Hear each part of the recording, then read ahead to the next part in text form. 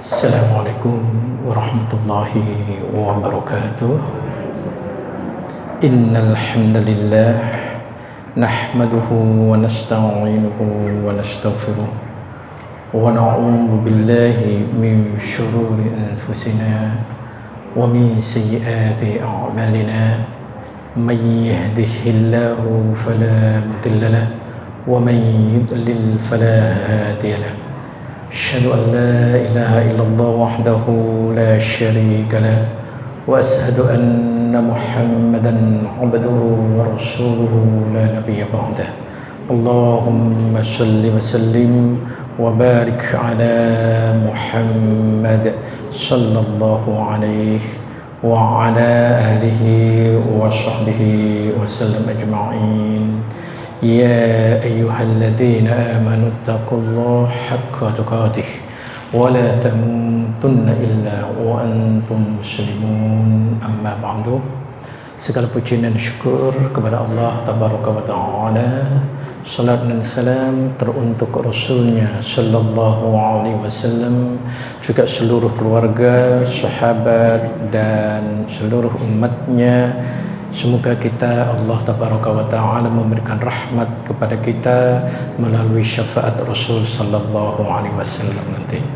Kemudian ma'asyar muslimin wa iyyakum rahimahumullah, materi kita pada hari ini kelanjutan kitab Riyadhus Shalihin jilid 1 memasuki hadis ke-60. Kita berdoa kepada Allah agar Allah memberikan kemudahan kita semuanya. Tayyib, ma'asyar muslimin wa iyyakum rahimahumullah. Hadis ke-60 dari kitab Riyadhus Shalihin jilid 1 ini merupakan hadis yang paling pokok, hadis yang merupakan intisari daripada syariat Islam. Maka siapa yang bisa memahami dengan benar dari hadis ini, insya Allah ia akan bisa memahami Islam secara benar. Karena tidak ada satupun ulama yang tidak merujuk kepada hadis ini. Hadis ini ada yang menyebutkan disebut dengan hadis Jibril, karena malaikat Jibril betul-betul mengajarkan tentang intisari syariat yang dibawa oleh Rasulullah kepada manusia. Ini jarang sekali terjadi. Bagaimana metodenya? Inilah dialog yang begitu sempurna. Dua ahli ilmu, satu ahli ilmu dari langit, satu ahli ilmu dunia. Malaikat Jibril dan Rasulullah berdialog, padahal ia dalam rangka untuk mengajarkan Islam itu seperti apa.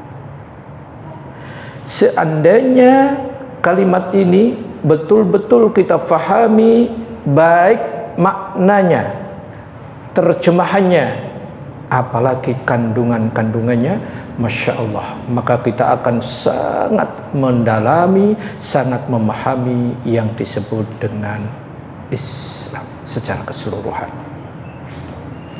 Maka yang disebut dengan Islam secara keseluruhan, lihat di dalam firman Allah, Quran surat ke-2 ayat 208, Allah Tabaraka wa Ta'ala berfirman. Jadi Allah Tabaraka wa Ta'ala melalui ayat itu berfirman, ya ayyuhalladzina amanu, wahai orang-orang yang beriman, udkhulu fis-silmi kafah, masuklah kalian ke dalam Islam secara sempurna.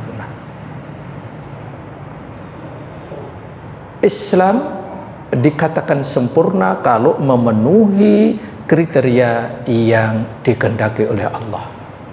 Dan yang dikehendaki oleh Allah mengajarkan Islam yang sempurna siapa? Rasulullah sallallahu alaihi wasallam. Rasulullah sallallahu alaihi wasallam dikabarkan oleh Allah, digambarkan sosok beliau, karena orang yang paling kafah dalam Islam adalah Rasul. Rasul digambarkan di dalam Quran surat Al-Fat surat ke-48 ayat terakhir, ayat ke-29. Masya Allah, lihat Rasulullah orang yang paling kafah, Allah gambarkan seperti benih yang tumbuh dan berkembang terus besar sampai menjulang tinggi ke atas. Baik, pohon sudah saya share, tolong Bu Dokter sama di share di grup ya. Kita lihat, biar kita paham dulu, setelah itu baru nanti kandungan hadis dan seterusnya. Pohon yang sempurna, pohon yang ada 3, ada akar, ada batang, dan ada buahnya. Ini semuanya termaktub di dalam hadis yang kita sampaikan tadi, yakni hadis ke-60 ini tadi, yaitu apa itu? Di mana akar adalah bagian dari rukun iman. Dan ini adalah, kalau Rasulullah tadi menyebutkan, ini namanya batin. Sedangkan rukun Islam ini adalah digambarkan dengan batang. Inilah yang disebut dengan jasmani, dohirnya.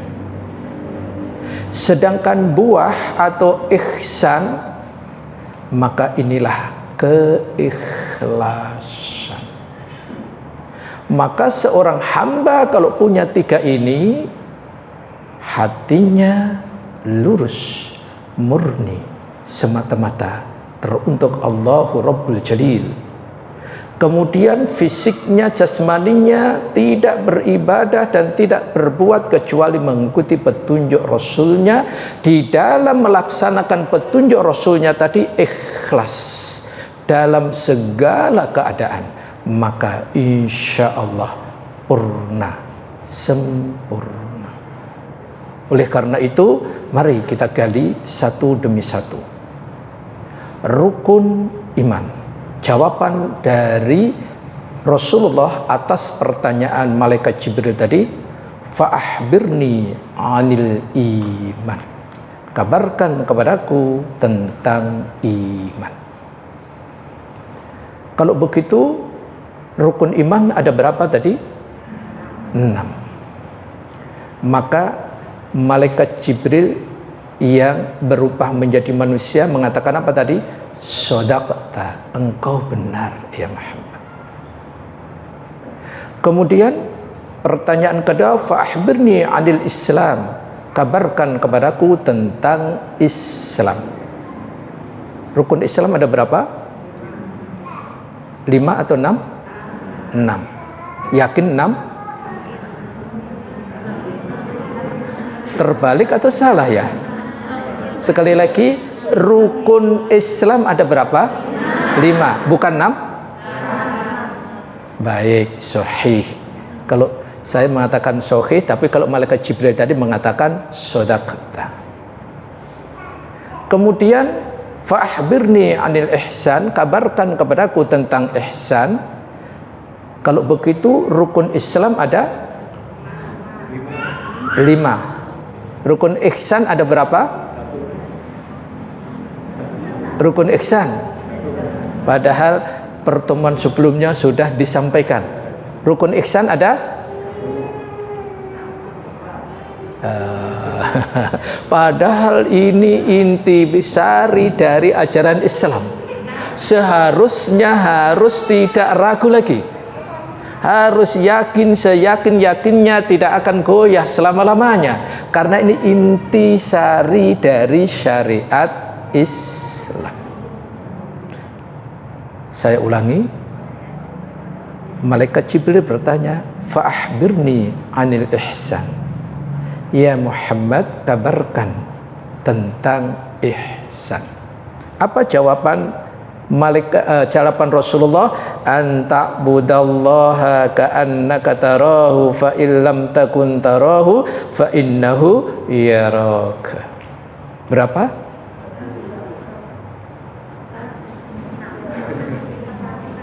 6, 2, 3 berapa? 3. Baik, coba kita pahami terjemahannya. Ihsan itu engkau beriman kepada Allah. Ini terbalik ya, saya. Ini terjemahannya salah, nanti ana ganti. Jadi ihsan adalah engkau beribadah kepada Allah seolah-olah engkau melihatnya. Jika engkau tidak melihatnya, sesungguhnya Dia Allah melihat. Berapa jumlahnya? 2, 1, 1, 2, 2. Ya, maaf ini gambarnya keliru. Nanti tolong jangan di-share dulu. Bagi yang share dihapus saja. Nanti insya Allah akan kita benarkan. Rukun ihsan ini terjemahannya rukun iman. Ya, nanti kita betulkan. Thayyib, yang sahih rukun ihsan adalah 1. Ya, jangan goyang lagi. Rukun ihsan itu 1. Kalau ingin ngecek, nanti silahkan kalau pulang, kalau rumahnya sini jangan balik ke tol dulu ya. Nanti kalau lewatin tol di Jor, kiri jalan ada tulisan Allah tinggi banget, gedung itu gedung 165. Nah, 1 itu adalah rukun ihsan, 6 rukun iman, 5 rukun Islam. Itu. Jadi ini harus difahami dulu. Karena ketika ini tidak benar cara memahami rukun ihsan, karena ihsan jarang diangkat. Yang diangkat biasanya rukun iman, rukun Islam. Baik, setelah faham, jadi kalau itu saya ulang, rukun iman Rasul menerjemahkan, menafsirkan adalah urusan batin, rohani. Sedangkan rukun ihsan, rukun Islam Rasulullah menerjemahkan apa? Jasmani, zahir. Sedangkan rukun ihsan Rasul menafsirkan apa tadi? Ikhlas. Maka kalau begitu, seorang hamba ketika ia ingin mendapatkan keislamannya sempurna, rohaniyahnya harus benar, jasmaniyahnya harus benar, dan apa yang dilakukan adalah harus benar. Imannya harus iman yang benar, Islamnya juga Islam yang benar, ihsannya juga harus benar. Standarnya benar apa? 2. Niatnya karena Allah semata dan caranya mengikuti petunjuk Rasul sallallahu alaihi wasallam.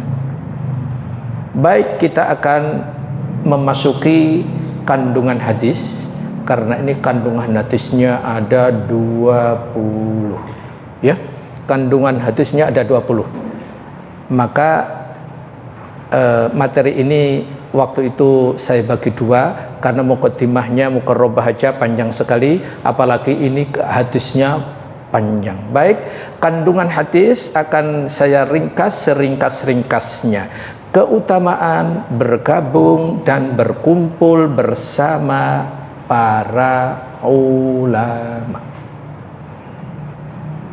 Manfaatnya sungguh sangat besar sekali orang yang berkumpul, bergaul, berdiskusi, bertatap muka dengan para ulama. Apalagi ulama-ulama di sini adalah ulama rabbani, ulama-ulama yang lurus, yang hanya mengikuti petunjuk Allah dan Rasulnya. Ketika mendapatkan orang yang seperti ini, tolong jangan dilepas. Ini pelita di kegelapan, cahaya di kegelapan. Ini harus kita pegang. Apa saja saya akan bawakan, bahwa ketika seseorang itu jahil, tidak punya ilmu, bodoh, maka penyakitnya itu hanya bisa diobati kejahilan itu dengan ilmu. Jadi kebodohan itu tidak ada obatnya kecuali dengan ilmu. Sedangkan obatnya, ilmu ini yang mempunyai adalah ulama. Karena sekarang sudah nggak ada nabi lagi. Namun penggantinya nabi siapa? Ulama. Al-ulama'u warathatil anbiya. Ulama itu pewaris para nabi. Maka ketika orang itu ingin kejahilannya hilang, maka dengan ilmu. Ini yang disampaikan Ibnul Qayyim Al-Jauziyah, bahwa beliau mengatakan kebodohan adalah penyakit yang membunuh pemiliknya tanpa disadari. Sehingga kebodohan, penyakit yang membunuh itu harus diobati. Obatnya tadi apa? Ilmu. Maka dengan belajar itulah, maka tidak heran obatnya ada dua ini, ilmu yang bersumber dari Al-Quran dan As-Sunnah. Yang kedua, dokternya adalah seorang alim Rabbani. Jadi kejahilan itu obatnya dua. Pertama, sekali lagi, ilmu yang bersumber dari Al-Quran dan As-Sunnah. Yang kedua adalah dokternya siapa? Seorang ulama atau orang yang alim Rabbani, yang lurus, ia mengejarkan hanya karena Allah dan mengikuti petunjuk Rasulnya. Bahkan di negara kita ada obat hati. Ada berapa obat hati? Kalau bahasa tombo hati. Tapi kalau di bahasa nasionalkan adalah obat hati. Ini disebutkan di dalam kitab, di antaranya adalah At-Tibyan karya Al-Imam An-Nawawi rahimahumullah, menulis bahwa seorang ulama Ibrahim Al-Khawas berkata obat hati itu ada 5. Pertama, membaca Al-Quran dan tadabbur. Yang kedua, rajin mengosongkan perut, yakni gemar berpuasa. Yang ketiga, mendirikan sholat malam.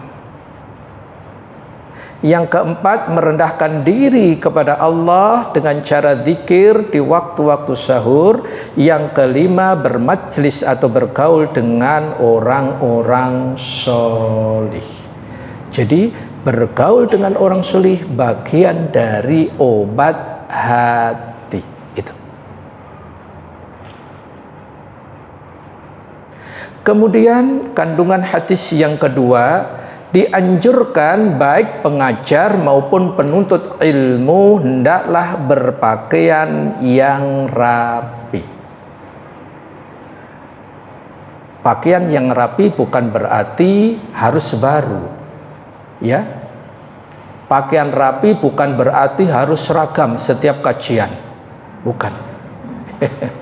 Rapi ya selayaknya dikatakan di masyarakat itu dikatakan rapi, tujuannya dalam rangka menutup aurat. Wallahu a'lam. Bagaimana kalau seorang itu ketika menuntut ilmu atau bertolabul ilmu itu memakai pakaian yang sangat indah, boleh atau tidak? Jawabnya boleh. Karena Rasulullah sallallahu alaihi wasallam menyampaikan di dalam sebuah hadis yang diriwayatkan oleh Imam Muslim nomor 91, innallaha jamil yuhibbul jamal. Sesungguhnya Allah itu indah dan menyukai keindahan. Itu al-kabiru batarul haq wa atmun nas. Kesombongan itu menolak kebenaran dan meremehkan manusia. Jadi kalau kita berpakaian bagus bukan berarti sombong. Justru Allah itu indah dan menyukai keindahan. Bahkan di hadis ini disebutkan yang disebut dengan sombong adalah menolak kebenaran dan meremehkan atau merendahkan orang lain. Itu. Bahkan seorang ulama yakni Asy-Syaukani rahimahumullah mengatakan di dalam Nailul Autar jilid 2 halaman 124, hadis ini menunjukkan disukainya memakai pakaian dan sendal atau sepatu yang bagus atau indah. Memilih untuk memakai pakaian yang bagus bukan termasuk dalam kesombongan sedikit pun. Ini termasuk perkara yang saya ketahui tidak ada khilaf di dalam. Jadi kalau kita mau kajian, memakai baju yang terbaik boleh. Ketika kita hendak ke masjid, memakai pakaian yang terbaik itu juga dianjurkan sekali. Jangan sampai ke masjid dalam rangka sholat, ke kajian dalam rangka menuntut ilmu, pakai kaos oblong. Nah itu kan nggak sopan. Tapi alhamdulillah di sini nggak ada ya. Wallahu a'lam. Kemudian kandungan hadis yang ketiga, disunnahkan meminta izin sebelum mendekati guru atau pengajar. Lihat tadi malaikat Jibril begitu luar biasanya dengan Rasulullah, begitu akrab sampai lutut bersentuhan dengan lutut. Ini menunjukkan kedekatan luar biasa, adab. Dan ketika Rasulullah bertanya kepada Umar berkaitan siapakah yang datang tadi, apa jawaban Umar? Allah dan Rasulnya yang tahu. Jadi sampai-sampai para salaf dahulu sebelum belajar ilmu, belajar adab terlebih dahulu. Kenapa? Karena ketika seseorang itu tidak memiliki adab, ilmunya nanti kurang bermanfaat. Tetapi ketika adab yang didahulukan akan mendapatkan ilmu yang bermanfaat. Kita sampaikan beberapa ulama yang mengedepankan adab. Di antaranya Yusuf bin Al-Husain, beliau berkata, dengan mempelajari adab maka engkau menjadi mudah memahami ilmu.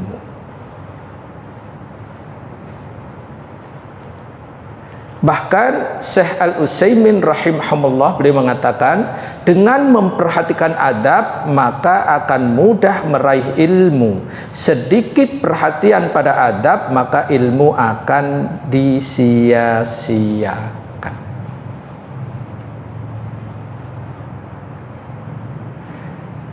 Bahkan seorang ulama yang kita sangat kenal, nama besar beliau Ibnu Mubarak, beliau berkata, kami mempelajari masalah adab itu selama 30 tahun.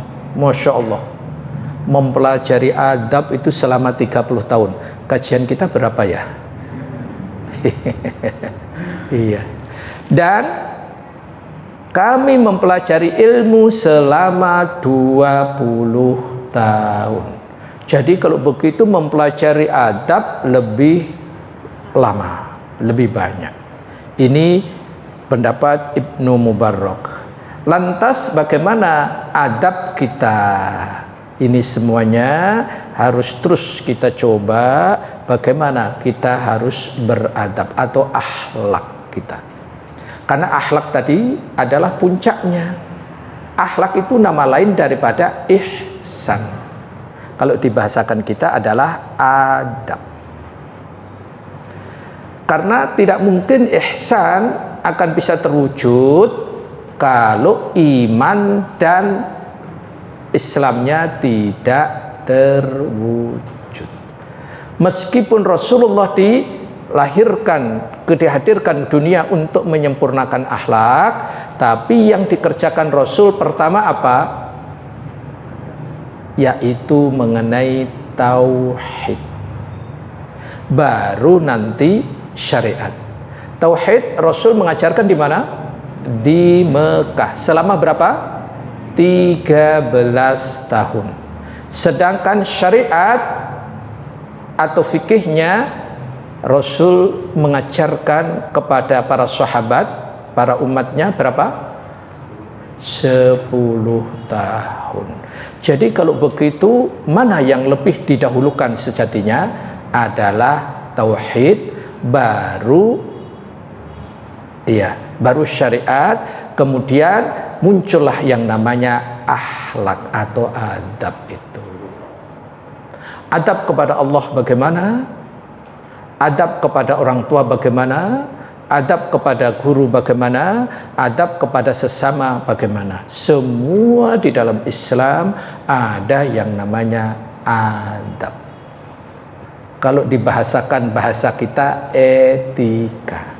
Kalau dibahasakan bahasa agama adalah akhlak. Seperti itu. Wallahu a'lam.